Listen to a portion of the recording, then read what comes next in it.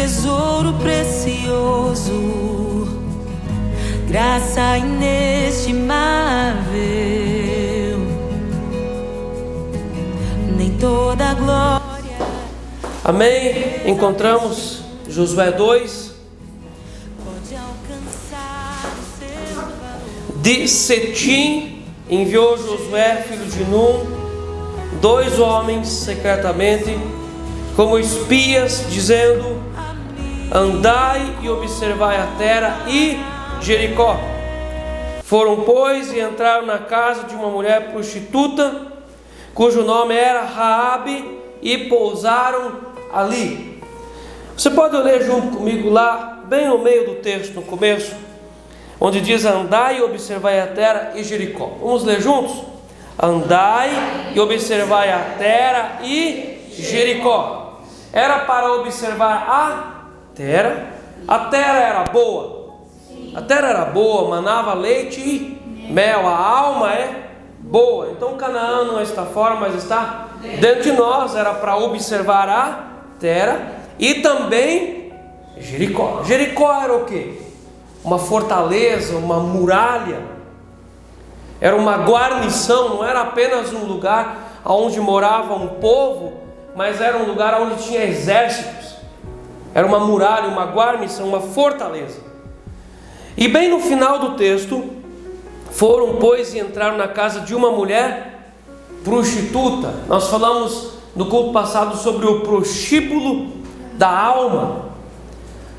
É aonde valores são negociados, aonde a pessoa negocia intimidades em troca de dinheiro, ou em troca de favores, em troca de coisas, aonde ela negocia intimidades. O prostíbulo da alma é o lugar aonde a pessoa faz alianças e imediatamente quebra. Sabe aquela pessoa que faz alianças para conseguir alguma coisa e logo depois que ela consegue, ela quebra? O prostíbulo, é esse lugar. É o lugar onde a pessoa faz alianças para imediatamente ir quebrando as alianças. Então eles entraram na casa de uma prostituta, e essa prostituta morava aonde? Verso 15. Ela então os fez descer por uma corda pela janela, porque a casa em que ele residia estava sobre o muro da cidade. Sobre o muro da cidade. Aquelas cidades antigas, gente, era muito frequente, ou normalmente as cidades, os muros da cidade, eles eram muito largos. Então havia uma muralha, outra muralha, e ali no meio da muralha moravam pessoas. Quando nós estudamos a história de Nínive, lembra da Nínive onde Jonas foi pregar? O profeta mal-humorado. Então Nínive também tinha uma muralha de muitos metros de altura e muitos metros de largura. Então não era apenas um muro de tijolos, como nós conhecemos hoje, os nossos muros que fazem divisa com o terreno do vizinho, mas eram muralhas largas, e em muitas dessas muralhas moravam pessoas entre a parede, e era uma casa enorme, às vezes uma casa espaçosa, e essas pessoas elas tinham acesso tanto para fora, elas olhavam para fora, como para dentro.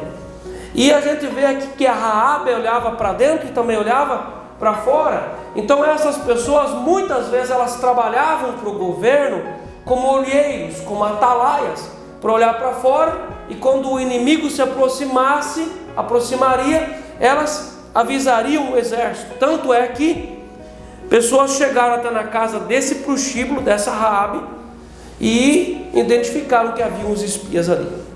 Bem no final do texto diz assim: cujo nome era Raabe, e pousaram ali. Então nós vamos ficar aqui nesse texto de Josué 2, pousados 3 cultos: o culto passado, o culto de hoje e o próximo culto. Nós vamos trabalhar nesse capítulo 2. Nós vamos olhar a muralha e nós precisamos pousar ali. Quando nós vamos na casa de uma pessoa domingueiramente, ou você vai na casa de uma pessoa apenas na Páscoa, no Natal, ou Dia dos Pais, Dia das Mães, você não consegue conhecer a pessoa como ela realmente é. Não é assim? Mas você conhece uma pessoa realmente como ela é se você passar uma semana na casa dela, ou um mês, ou um meio ano, ou um ano. Aí você vai ver como a pessoa realmente é. Um dia, às vezes, que você passa com uma pessoa, ela vai apresentar para você apenas as coisas lindas da vida dela, apenas as rosas, as flores, as maravilhas, as vantagens. Mas quando nós convivemos com uma pessoa, nós entendemos como ela realmente é. E não é à toa que muitas vezes isso acontece. As pessoas chegam para o pastor e dizem: pastor, o senhor não sabe, o meu marido aqui na igreja é uma maravilha, mas lá em casa o senhor não faz ideia como é que é. E às vezes aquele homem, ele louva, ele adora, ele tem uma Bíblia na mão, ele lê, ele fala amém, e a mulher fala assim: pastor, você não faz ideia, se você convivesse com esse homem lá em casa, você ia ver que ele é diferente. Então há uma dualidade. Da mesma forma também em relação a mulheres, também já aconteceu várias vezes do homem dizer assim: pastor, a minha esposa é uma pessoa excelente, na igreja ela é uma... Olha, pastor, eu admiro ela, como ela lê a Bíblia, como ela entende, como ela responde no estudo bíblico, como ela interage, mas lá em casa, pastor, você não faz ideia. Só essa semana eu quase apanhei dela 2 vezes. Então você não faz ideia como é que ela é em casa, pastor. Ela consegue colocar um louvor e xingar. Então olha só, como nós vamos conhecer uma pessoa? Quando nós vamos pousar ali. Mas nós não vamos hoje à noite pousar na vida de alguém outro, nós vamos pousar na nossa vida. Então quando nós paramos de olhar um pouco mais, nós paramos de olhar para fora do muro e olhamos para dentro e pousamos na nossa vida, nós começamos a analisar algumas coisas. E eu quero nessa noite analisar Jericó. Nós precisamos entender a natureza de Jericó. Por que Jericó? Você lembra que eles saíram do Egito? Então isso fala de uma vida que já nasceram de novo, já tem um compromisso com Jesus, já tem uma experiência com o Espírito Santo. Mas só nascer de novo não é o bastante, gente, para ter vida em abundância. Jericó é o que aqui nessa história? Jericó fica entre o povo de Deus e o Jordão. O Jordão é o lugar mais fundo que eles precisam passar. O Jordão fala de lugar de arrependimento. O Jordão fala de um lugar de quebrantamento.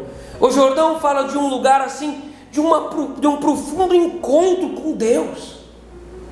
O Jordão fala assim de um novo nascimento profundo, novo mesmo. Assim, uma chacoalhada na vida. E Jericó está no caminho para esse encontro profundo com Deus. Você está entendendo como que essa muralha, essa fortaleza, ela atrapalha ali a vida do povo de Deus? Mas assim como Canaã não está fora, mas está dentro, Jericó não está fora, mas está dentro de nós. A base de toda libertação para um verdadeiro quebrantamento é lidar com as fortalezas espirituais que foram estabelecidas na alma da pessoa.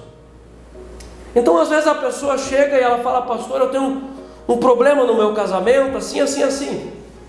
Mas na realidade o problema dela não é exterior, é interior. É uma fortaleza, é uma muralha, é um tijolo de Jericó construído dentro da alma daquela pessoa.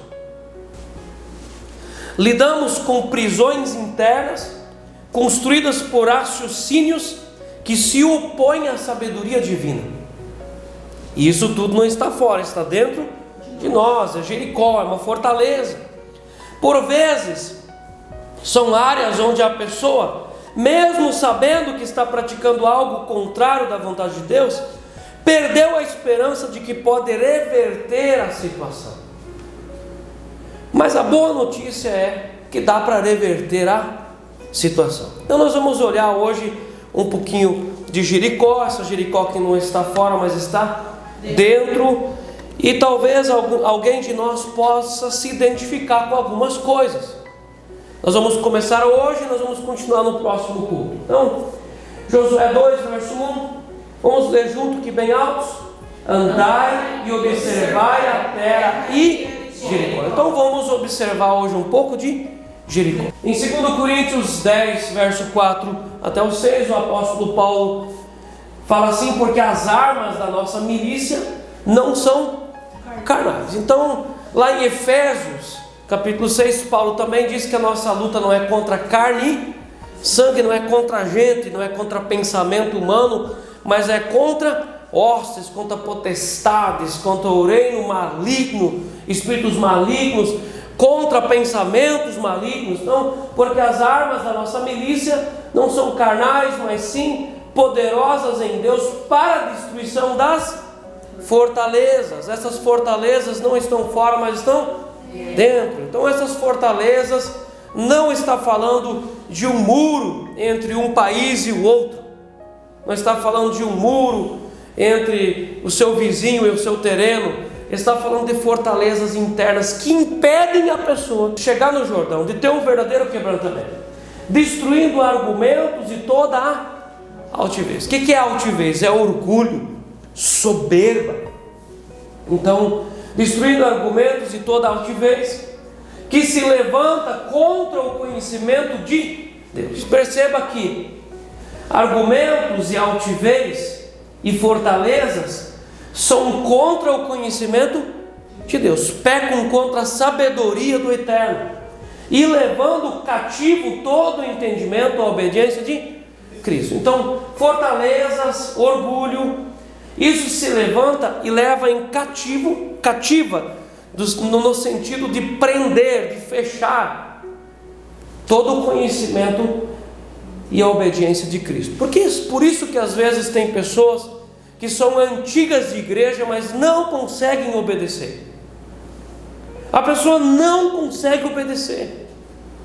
Às vezes ela até gostaria de obedecer, ela entende que ela precisa obedecer, mas ela não consegue obedecer. Por quê? Porque ela está dentro de uma fortaleza de altivez, dentro de uma fortaleza que despreza o conhecimento de Deus, e estando prontos para vingar toda desobediência, quando for cumprida a vossa obediência. Quando for cumprida a vossa obediência. Então vamos lá para características de uma fortaleza espiritual. Pode passar? Primeiro ponto que nós vamos ter que olhar aqui é essa janela de Joá. Bem em cima lá está escrito janela de Joá, que fala de 4 áreas da nossa vida. Primeira é a transparência. O que é a área da transparência? É aquilo que eu conheço de mim, é aquilo que os outros conhecem de mim, que é muito claro e que eu não tenho problema em esconder. Eu revelo tranquilo, culturalmente todo mundo aceita. Então é a área da transparência. Logo para cá nós vamos ter a área cega. Todas as pessoas têm na sua vida a área cega, umas bem mais do que outras. Então o que é a área cega? O que eu não conheço de mim, aquilo que eu não consigo enxergar em mim. Às vezes é interessante no aconselhamento, que a pessoa vem para um aconselhamento e o conselheiro começa a dizer coisas acerca dela que ela fica pasma, ela diz: não é verdade.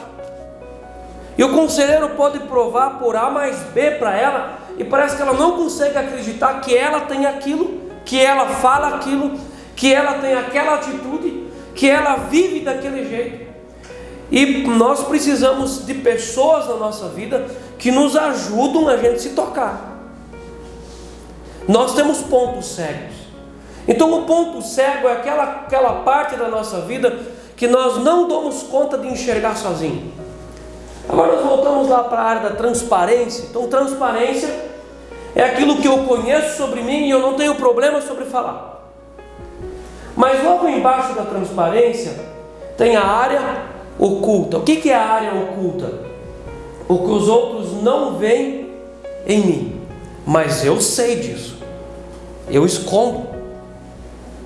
Então o oculto são coisas que eu tenho consciência das coisas. Eu tenho consciência. Eu conheço aquele pecado, eu sei daquele meu costume, eu sei daquelas minhas palavras, eu sei daqueles meus pensamentos que eu não deveria pensar assim. Eu já fui advertido, mas eu penso igual, mas eu só não falo. Sabe aquela ideia que às vezes se instala numa família? A família peca e a ordem do pai e da mãe para todo mundo é: o pastor não pode ficar sabendo. Isso tudo se transforma em uma área oculta. E essa área oculta, eu escondo ou eu compenso, eu faço uma compensação daquilo. Por exemplo, pais que pecam contra os filhos na presença. Os pais trabalham e não são pais presentes. Então, para eles compensar, eles dão presentes. É uma compensação. Às vezes a pessoa, ela pecou contra alguém outro, ela se sente em dívida com Deus, e ela começa a trabalhar, fadigar. Ela tenta compensar. É uma área oculta que a pessoa se esforça o máximo para que ninguém saiba. Então, bem embaixo aqui, traumas, feridas, rejeições, pecados, hipocrisias. A pessoa tem consciência de que ela está errando, que não deveria ser assim, mas ela se fecha. Ela diz: isso nunca alguém vai saber. Às vezes a pessoa tem um abuso sexual na vida dela. Às vezes a pessoa tem um abuso moral. Alguém de autoridade um dia pecou contra ela, ela está machucada. Mas ela se fecha, ela diz: isso nunca alguém vai saber. O que precisa fazer para se resolver a área oculta? Levar para a transparência. E bem aqui, bem no canto, nós temos a área inconsciente. A área inconsciente é uma área da vida da pessoa que só Deus conhece. A pessoa carrega aquilo, ela tem aquilo na história dela, mas ela não lembra, ela não sabe daquilo. Mas isso é possível? É. Por exemplo, alguém que é rejeitado na gestação. Depois a criança nasce, ela parece que ela está perdida na vida. Ela carrega algo que ela conhece, então está no inconsciente. E nós sabemos que quando a criança é feto no ventre da mãe, ela já ouve, ela já percebe, ela já entende, né? Coisas bioquímicas são injetadas no corpinho dela, ela entende as coisas. E depois ela carrega uma rejeição. É algo inconsciente. Nesse inconsciente aqui entra a bastardia e a orfandade. Por exemplo, a bastardia. A bastardia, ela acontece de duas formas. Por exemplo, a moça que está lá namorando, tem relação sexual com seu namorado, engravida, e quando engravida, ela é abandonada. O homem desaparece para o mundo. E ela então tem a criança. Aquela criança é uma criança bastarda, ela não tem pai, ela foi gerada fora da aliança. Essa criança vai carregar um peso na vida dela? Com certeza. Mas tem um outro tipo de bastardia também. O amaziamento. O amaziamento causa bastardia. Mas isso às vezes até é aceitado nas igrejas e na sociedade como casamento, o amaziamento. O que é o amaziamento? É uma junção de carne de duas pessoas, homem e mulher, sem uma aliança. Não tem aliança nem por parte do Estado, não tem nem aliança por parte da igreja.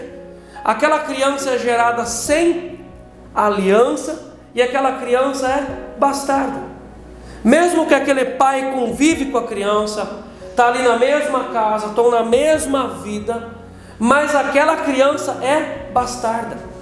Quando você olha o texto de Deuteronômio capítulo 23, verso 2, o texto diz que nenhum bastardo entra na congregação dos santos. Basta a gente olhar e observar como isso é verdadeiro, gente.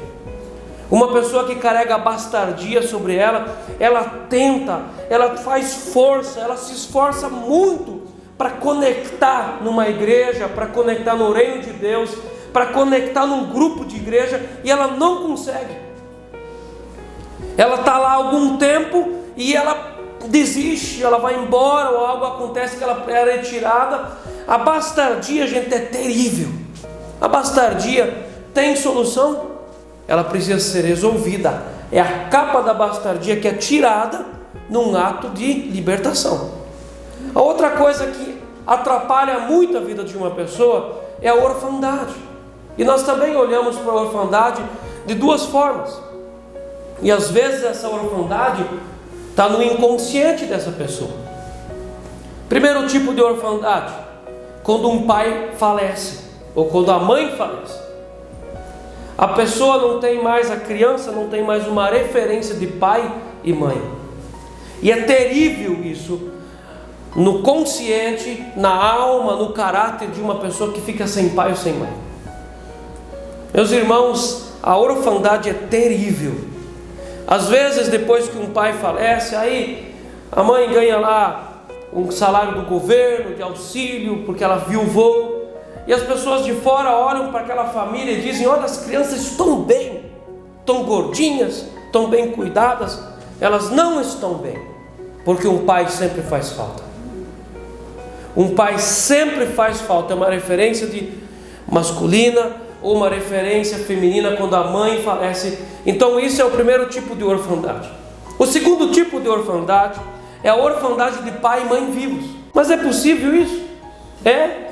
O pai e a mãe botam a criança no mundo, tem casa, tem lugar, mas o pai e a mãe não dão a devida atenção para aquela criança. Aquela criança fica jogada lá no sofá, no celular. Aquela criança não tem apoio, ninguém senta com ela para ajudar ela na tarefa de casa, fica lá jogada. Meus irmãos, a orfandade é terrível na vida de uma pessoa. Ela é terrível. Um animal não sente falta de pai e de mãe, porque tem instinto. Mas um ser humano sente falta de pai e de mãe. Então todas essas coisas às vezes podem estar no inconsciente. Quem pode nos ajudar com isso? Deus. Só Deus. Por isso que o capítulo 1 é um capítulo muito importante para nós entendermos todo o restante, porque fala de vida devocional. E em vida devocional nós nos encontramos com o Espírito Santo. E o Espírito Santo, o envolvimento com o Espírito Santo, e o Espírito Santo sabe de todas as coisas. Ele pode nos dar um download de luz para a gente entender o que tem na nossa vida, o porquê que algumas coisas não funcionam. Então é necessário levar para a área da transparência. Se tem transparência aqui no texto, olha no verso 18: se vindo nós à terra, não atares este cordão de fio de escarlata à janela por onde nos fizer descer, e se não recolheres em casa contigo. Aqui fala do cordão de escarlata, é colocar tudo à transparência. Então o texto fala de transparência. Amém? Nós falamos das fortalezas, nós falamos o texto lá do apóstolo Paulo, 2 Coríntios 10, nós falamos aqui da janela de Joare, para a gente entender aonde essas fortalezas podem estar alojadas na nossa vida. As fortalezas estão aonde? Na área cega, na área oculta ou na área inconsciente. Amém? Pode passar ao próximo. Então nós entendemos as características de uma fortaleza espiritual. Quais são as características? Primeiro, instala-se na mente humana. Não é no braço, não é no pé, não é no olho, mas se instala onde? Na mente. Paulo fala aqui de sofismas. Sofismas é o que? Filosofias, pensamentos, debates. Sofismas e toda altivez. Especulações, conhecimentos, crenças, raciocínios e pensamentos baseados em sentimentos e desejos desgovernados, dominantemente carnais, que conspiram contra a soberania e a verdadeira liberdade do indivíduo. A pessoa fica presa naquilo. Ela pensa que daquela forma ela tem liberdade, mas ela está presa. Então presta bem atenção. Essas fortalezas, elas se instalam na mente da pessoa, na forma de ela pensar. E a eficiência dessas fortalezas depende do quanto elas podem ficar ocultas. Lembra da área oculta? Então a pessoa pega esse pensamento, ela pega essa área e transfere para a área oculta, e ela diz: isso nunca alguém pode saber. E quando ela está orando, está no seu momento devocional, ela imagina na cabeça dela que nem Deus vai saber daquilo. Deus sabe todas as coisas? Claro que sim. Então, em segundo lugar, nós temos aqui as fortalezas espirituais, com frequência são compostas de bons pensamentos, porém que sutilmente ou abertamente negam a cruz. Isso pode ter, a pessoa ter bons pensamentos, boas intenções, mas sutilmente negam a cruz. Nós, nos trabalhos da igreja, muitas vezes nós já tivemos essa dificuldade, de pessoas que se levantam como líderes, e parece que é uma boa referência, parece que são pessoas boas ideias para a igreja, mas sutilmente negam a cruz de Cristo. E o conhecimento humano precisa ser conduzido pelo conhecimento da cruz. O nosso conhecimento, nossos pensamentos precisam passar pela cruz, gente. Nós precisamos submeter nossas teorias, nossas filosofias aos pés da cruz, porque nós podemos correr o risco de, para nós temos uma ideia muito boa, mas que sutilmente negam a cruz, e às vezes até abertamente negam a cruz. Isso são raciocínios misturados, bons conselhos que negam a sabedoria de Deus. Bons conselhos, às vezes aquele conselho maravilhoso do irmão da igreja, mas que nega a sabedoria de Deus. Isso pode existir? Tem isso na Bíblia, pastor? Em Mateus 16, capítulo 16, verso 16, Jesus, naquele capítulo, Jesus pergunta para os discípulos: quem dizem as pessoas que é o Filho do Homem? Então, os discípulos respondem aquilo que eles pegam as pessoas falando: olha, dizem que você é o Elias, dizem que você é um dos profetas. Jesus deixa baixar aquela poeira, aí Jesus pergunta para os discípulos: e vós? Quem dizeis vós que é o Filho do Homem? E o Pedro bate no peito e diz: Senhor, tu és o Cristo, Filho do Deus vivo. Deu uma dentro. E Jesus elogia ele: bendito és tu, Pedro, filho de Bar-Jonas, porque quem te revelou isso não foi carne e sangue, mas foi o meu Espírito. Aleluia. Ele deu uma dentro. Logo depois, ainda no mesmo capítulo 16, no verso 22, nesse texto Jesus fala da morte na cruz. E Jesus fala da necessidade de uma morte expiatória, de uma morte vicária, de uma morte substitutiva, que ele estava caminhando para Jerusalém. Quando Pedro ouviu aquilo, ele pega Jesus, puxa para o lado e repreende Jesus. Olha só a coragem dele. Então isso não é uma falta, isso não é uma coragem, é uma falta de juízo. Puxa Jesus para o lado, repreende Jesus dizendo: olha, tem compaixão de ti, Senhor. Você não precisa ir para a cruz, você não precisa sofrer, você é filho de Deus. Jesus repreende Pedro dizendo: Pedro, arreda Satanás, porque cogitas das coisas do mundo e não das de Deus. Pedro é repreendido. Você consegue entender que na cabeça de Pedro tem dois tipos de ideia? Parece um bom conselho, mas sutilmente nega a cruz. Às vezes isso tem nos crentes de igreja, gente antiga de igreja, que está lá sentado há 100 anos já na igreja, e você vai ouvir da boca daquela pessoa, ora um conselho bom, deu uma dentro, outra hora um conselho maligno. A nossa cabeça, ela é um altar, gente, e às vezes tem altares que habitam anjos e demônios no mesmo altar. Deus não suporta altares que são contaminados com demônios. Deus quer que a nossa cabeça seja um altar livre, liberto, gente. A mesma coisa também acontece em Mateus 14, de uma forma muito sutil. Mateus 14 é o texto da multiplicação de pães e peixes. Um dia todo, vários dias de culto, e tem ali milagres, libertação, Jesus liberta de demônios, maravilhas acontecem ali. Chega a anoitecer, e os discípulos percebem toda aquela multidão de 5.000 homens. Eles chegam para Jesus e dão um conselho para Jesus: olha, Jesus, está escurecendo, despede aquela multidão. Não parece um bom conselho? Mas eles iam despedir a multidão com fome, iam deixar eles ao léu.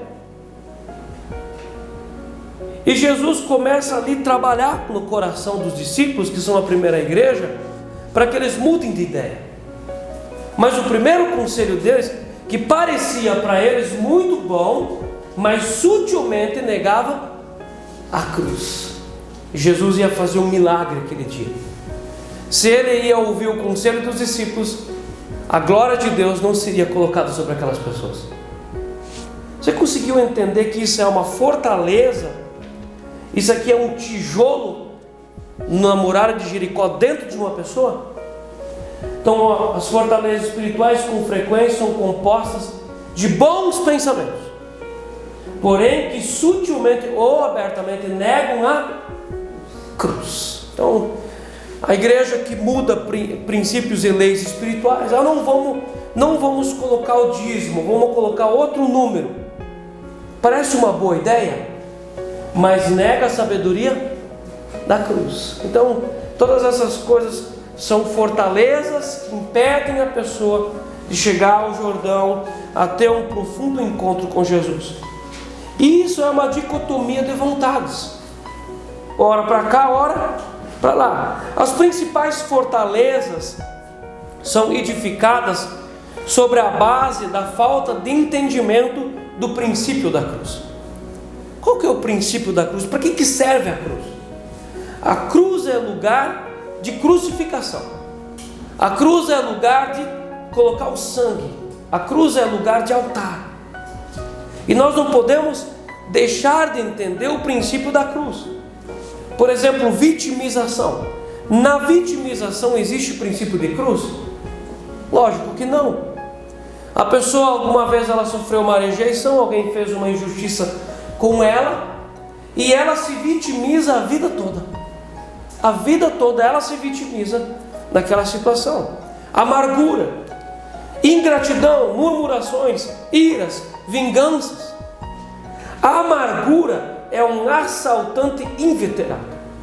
Ela vai visitar você uma hora bem imprópria. O casal está bem, a família está boa. De um minuto para o outro, assim, de um momento para o outro, ataca a amargura no coração da mulher. Ela fica agressiva e acaba com a paz do lar.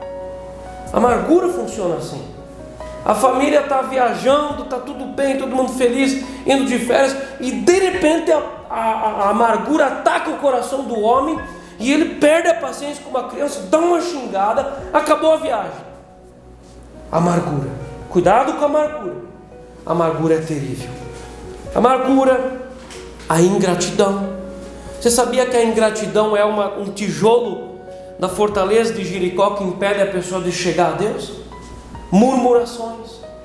A murmuração é um tijolo lá na muralha de Jericó que impede a pessoa a chegar ao Jordão, a um quebrantamento. Iras. A ira também é uma assaltante inveterada. Ela assalta a família, assalta o marido, assalta a esposa, assalta os filhos.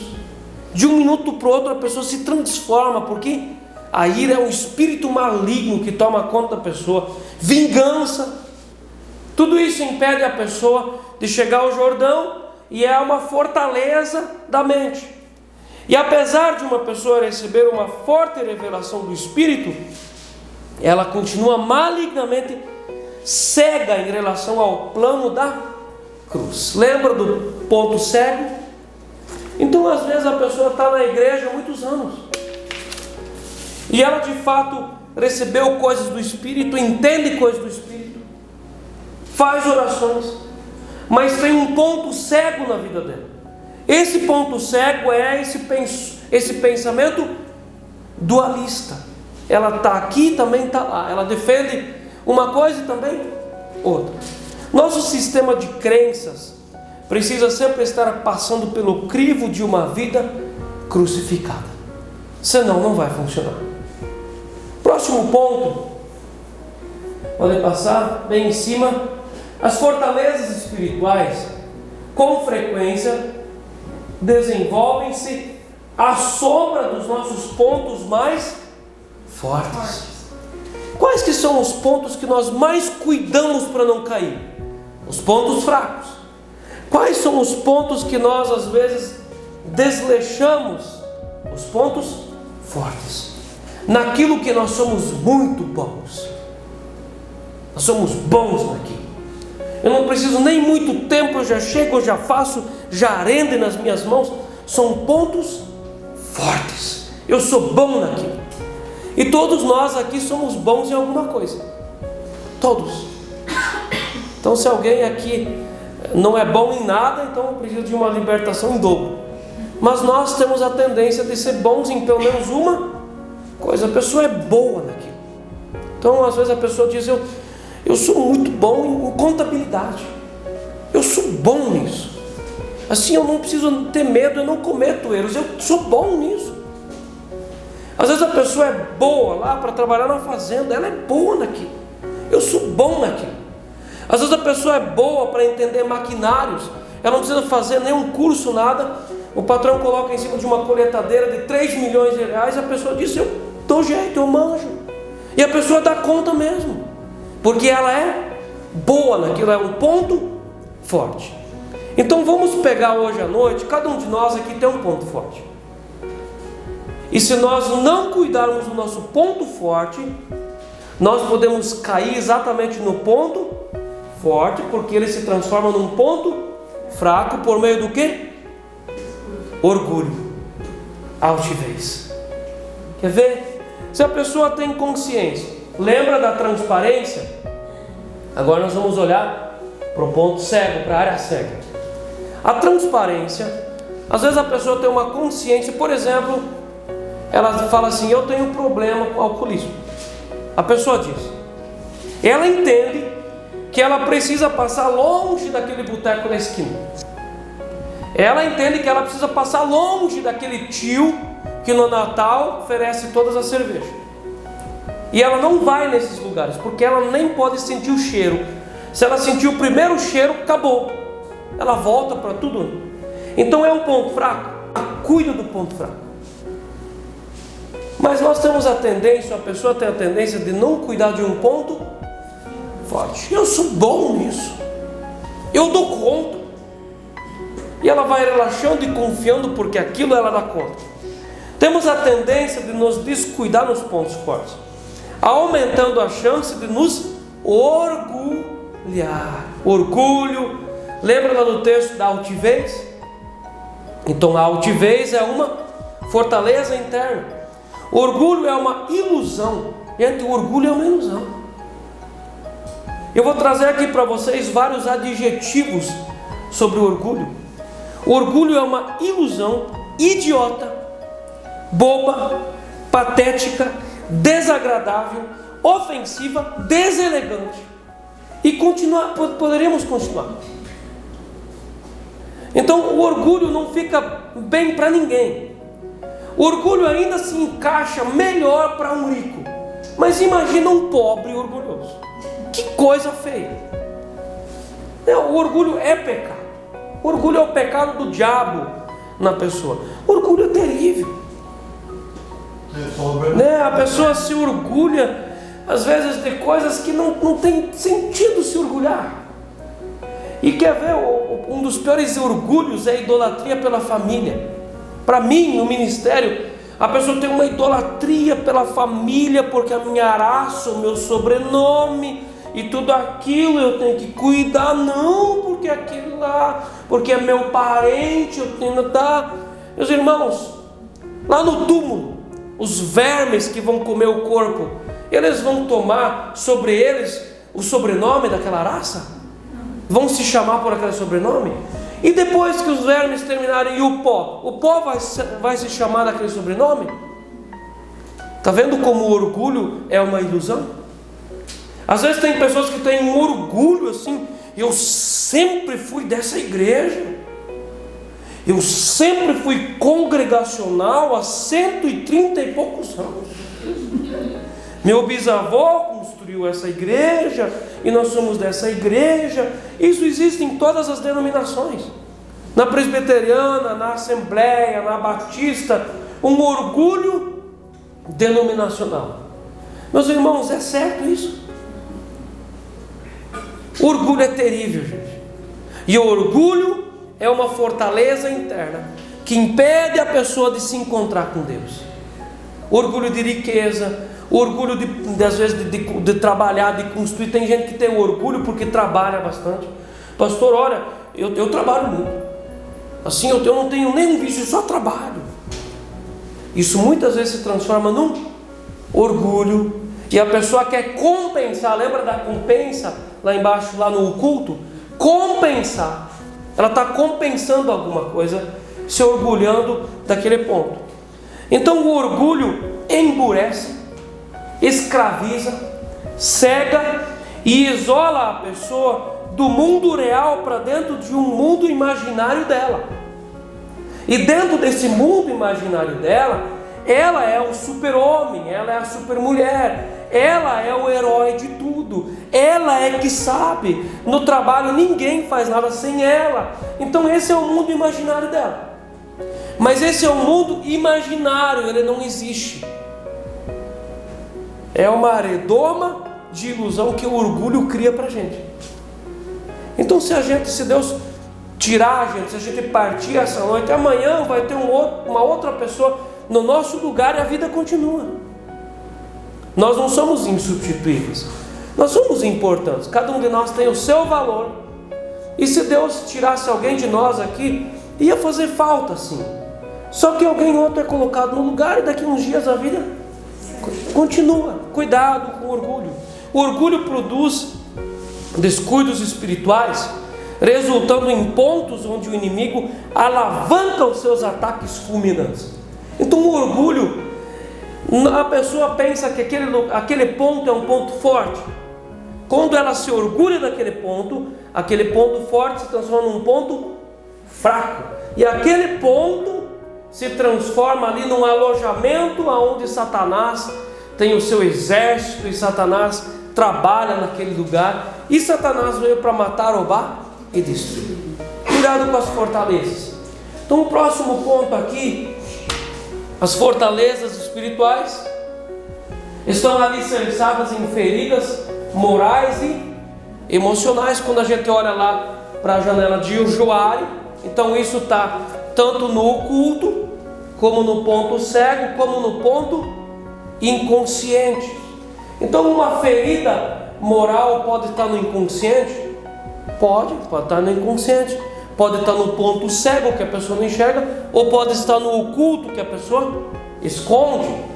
Fortalezas espirituais estão alicerçadas em feridas morais e emocionais, sendo ativadas por traumas dolorosos. Então traumas ativam essas feridas.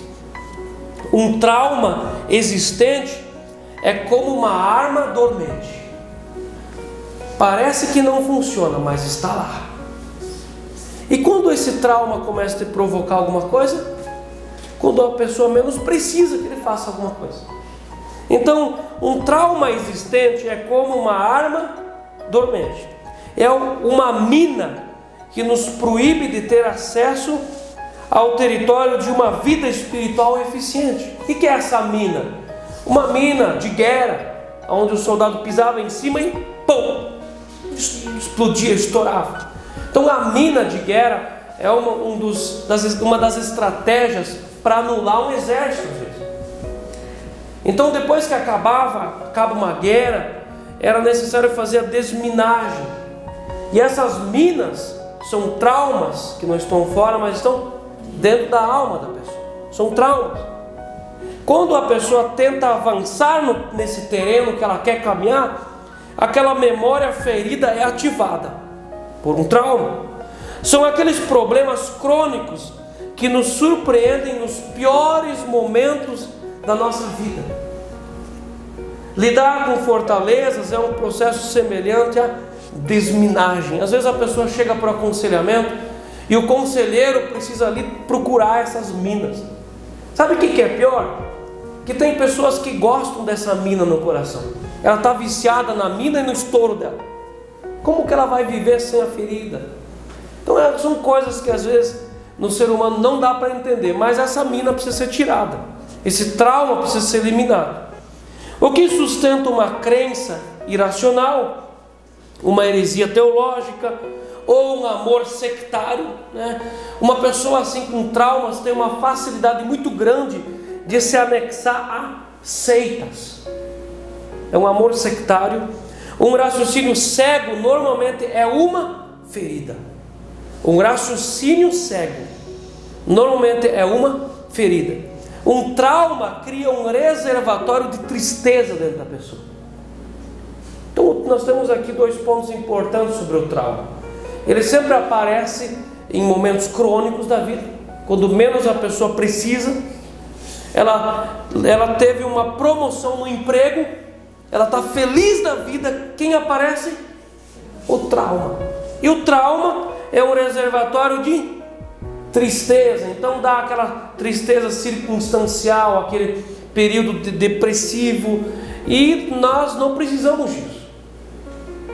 Nós precisamos eliminar isso. E uma fortaleza que impede um relacionamento profundo com Deus precisa ser tirada. É uma fortaleza.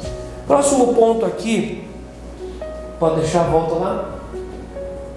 As fortalezas criam uma dupla mentalidade e daí resulta a instabilidade emocional e espiritual. Então, uma fortaleza, ela cria uma dupla mentalidade. Sabe que uma pessoa consegue sustentar ideias opostas dentro da mesma cabeça? Será que ela consegue? Em Tiago 1, verso 8, o apóstolo Tiago fala disso, de pensamentos dobres. O homem de ânimo dobre é instável em tudo quanto faz. Tiago 1, 8. E no verso 7, Tiago diz assim: não pense que esse homem vai conseguir de Deus alguma coisa, porque está sempre para cá ou para lá com uma folha seca. Então olha só, uma pessoa pode sustentar 2 pontos de vista opostos por causa da sua ambição egoísta e a sua vulnerabilidade às mentiras do diabo. A pessoa pode sim sustentar 2 pontos de vista opostos. Tem gente que diz assim: olha, eu concordo com a direita na política, mas também concordo com a esquerda. Tem como isso, gente? Tem. Sabe por quê?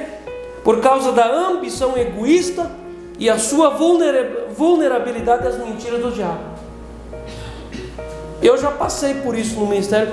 Muitas vezes a pessoa ser dual, ela defende 2 coisas. Às vezes diante do pastor ela defende outra coisa, e em casa ela defende outra. Por quê? Por causa da ambição egoísta e da vulnerabilidade. Satanás tem um acesso muito fácil na mente dela. Pessoas instáveis nunca terminam o que começam, e por isso não desenvolvem raízes e nem constroem nada. A gente vai ver muitas vezes pessoas que elas estão sempre mudando. Quando você vai visitá-las de novo, ela já não mora mais lá. Então a instabilidade, a pessoa ela se torna vulnerável e ela não consegue estabelecer raízes em nada. Às vezes a pessoa, durante a vida dela, trabalhou 1000 coisas já. Ela não consegue se estabelecer em nada. Da onde vem essa instabilidade? Das fortalezas da mente. As fortalezas impedem a pessoa de encaminhar para Deus. E essas pessoas acabam enclausuradas num ciclo de frustração, um círculo vicioso de derrotas, fadiga e desistência. A pessoa está sempre desistindo. Sempre desistindo. Ela conversa com o pastor, ela fala: agora eu me encontrei nisso aqui. Depois de algum tempo, já não é mais isso. Olha, eu estava enganado. Agora eu me encontrei nisso aqui, agora sim. Quando você conversa com ela mapeando a vida dela, a vida dela, toda ela é assim, ela não se encontra em nada. Às vezes ela não consegue entender, porque às vezes está lá no inconsciente que só Deus sabe. Às vezes uma rejeição no ventre, às vezes uma rejeição na infância, às vezes uma bastardia, uma orfandade, um abuso na infância, que a pessoa não consegue criar raízes e ela não consegue estabelecer na cabeça dela uma verdade absoluta. Ela acredita que tudo é verdade. Ela tem uma cabeça dual e ela tem uma facilidade muito grande de acreditar em mentiras. Se alguém conta uma verdade para ela, ela fica duvidando. Alguém conta uma mentira, ela acredita, é mesmo. Antes alguém orou aqui sobre a questão do nosso país, Então a gente vai ver a esquerda no país hoje divulgando mentiras na rede social. E pessoas vulneráveis que têm isso que nós estamos falando, ela tende a conseguir crer na mentira. Ela não consegue acreditar na verdade. Então tudo isso é espiritual. Nós estamos não num jogo político, nós estamos num jogo espiritual. Então, contra altas patentes de hostes e potestades. Então, nós olhamos hoje para algumas autoridades que são só cascas. Lá dentro tem hoste e potestade governando aquela mente. E às vezes mentes que lá na infância foram desprezadas, abusadas, desvalorizadas. E tudo isso não foi corrigido. Aí vira esse monstro. Você está entendendo? Meus irmãos, quem tem céu no coração não sai espalhando o inferno. Então, aquela semente que eu tenho, eu vou semear. Não tem como eu semear aquilo que eu não tenho. Meus irmãos, nós precisamos discernir também a fonte dos impedimentos que nos confrontam. Então nós temos que discernir o que está nos confrontando. Em Atos 16, no verso 6, nós vemos ali uma parte da história das missões. E Paulo estava com um projeto de entrar na Ásia e pregar o Evangelho ao povo da Ásia. Mas naquela noite, Paulo recebeu a visita de um varão. Nós entendemos que pode ser um anjo, ou o próprio Jesus visitando ele, dizendo assim: Paulo, não. O projeto de pregar, de fazer missões, de ensinar o Evangelho, de salvar vidas na Ásia, era um projeto bom, mas não era o que Deus tinha para ele. Então, ali a contrariedade, o impedimento veio de Deus. Pode nos impedir da gente fazer algo bom?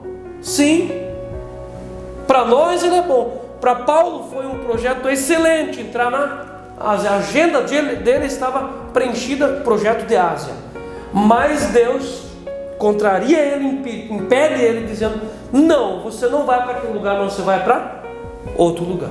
Então às vezes o impedimento pode vir de Deus, mas outras vezes o impedimento pode vir do diabo. Em 1 Tessalonicenses 2,18, Paulo vive uma situação ali e ele tem um claro discernimento: é o diabo impedindo, é o diabo nos visitando, é o diabo atrapalhando. Então às vezes também pode ser Satanás. Nós temos que discernir, passar os nossos pensamentos aos pés da cruz, purificar na verdade da cruz.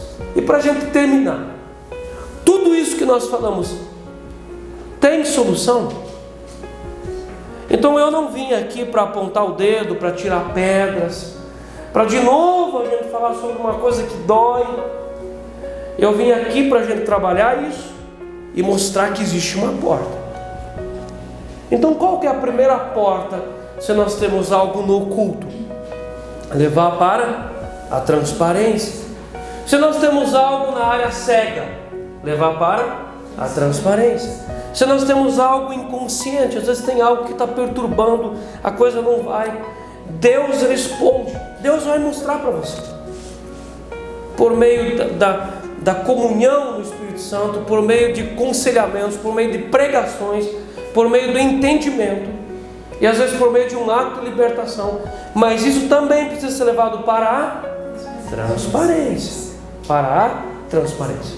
Então olha só, no verso 18 nós temos aqui o ponto da transparência. Se vindo nós à terra, não atares esse cordão de fio de escarlata à janela por onde nos fizestes descer. Então, essa mulher, ela morava entre o muro.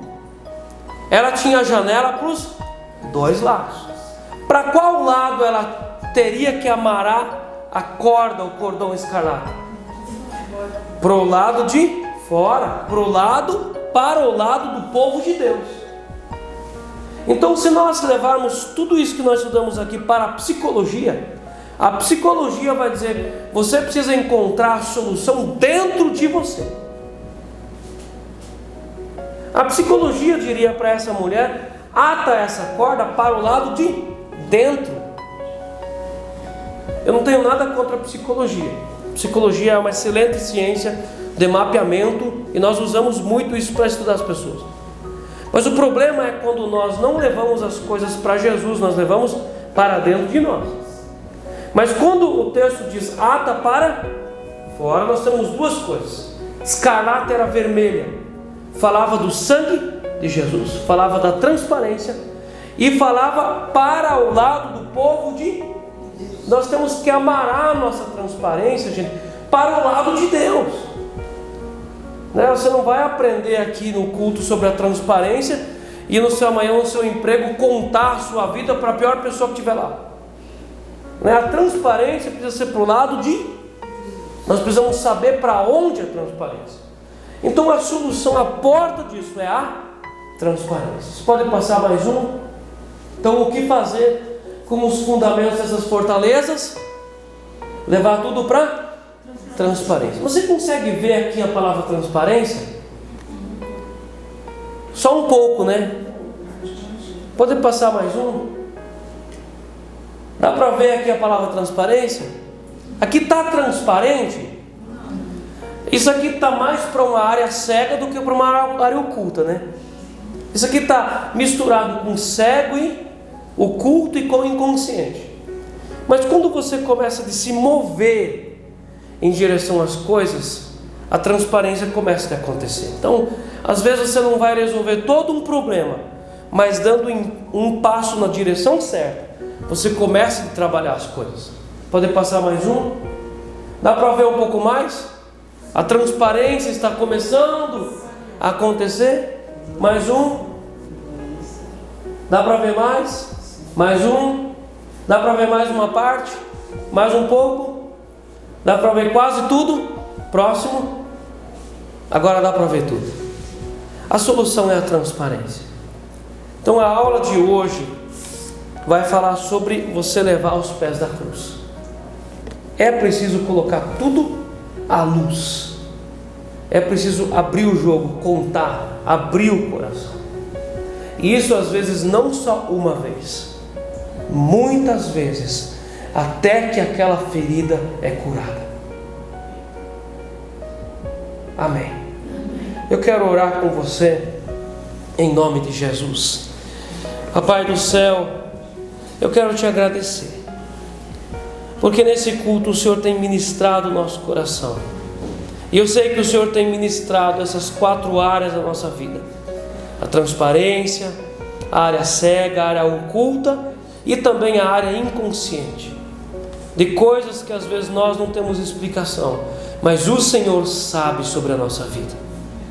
E nós também colocamos diante do Senhor essa igreja aqui, esse lugar, que também é uma pessoa, que tem coisas que são transparentes, nós sabemos, outras que estão ocultas, que estão escondidas, pontos cegos, e também há áreas inconscientes. Nós pedimos que o Senhor nos revele o que nós precisamos fazer para caminhar melhor, para resolver as nossas situações espirituais. Nós colocamos na Tua presença a família de cada um aqui, o casamento, os filhos. Nós colocamos diante do Senhor o nosso ministério. Trabalha na nossa vida, seu Deus, a partir dessa semana, e prepara o nosso coração para o próximo estudo sobre esse capítulo 2. Nós vamos permanecer aqui na casa de Raabe para entender as verdades, como eram as noites de Raabe, como eram os dias, como era o trabalho. Nós vamos entender essa fortaleza, como ela é por dentro. E essa fortaleza não está fora de nós, está dentro. Obrigado, Senhor, por essa palavra. Em nome de Jesus. Amém. Amém. Amém.